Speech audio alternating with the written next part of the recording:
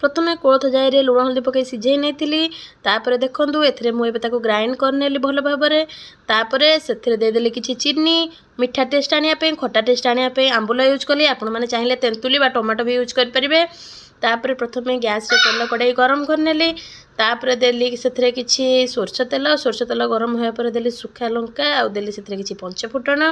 तापर एबे किसी रसुण छेचिकी देदेली साइड रे भी आलू भर्ता तैयारी चली तापर एबे मु देदेली किसी भृसंग पत्र आउ एक भल भाव में भाजिली अधा भाजी हो रसुण तापर से मुझे देदेवी मोर खट्टा मीठा वाला कोलथ जाई सिझा देखंतु एबे छुंक रेडी हो गला आ कोलथ डाली पूरा खाइबापी रेडी। आपण मैंने भी गरम गरम भात सहित खट्टा मीठा वाला कोलथ डाली खातु आ निजर स्टोन भगातु आ केमिति लागला मते कमेंट माध्यम निश्चिंत भाव में जनातु। आलू भर्ता मु आपको रेसिपी पूर्व दे सारी ताको भी साइड रे नहीं जातु भात कोलथ डाली गरमा गरम आलू भर्तार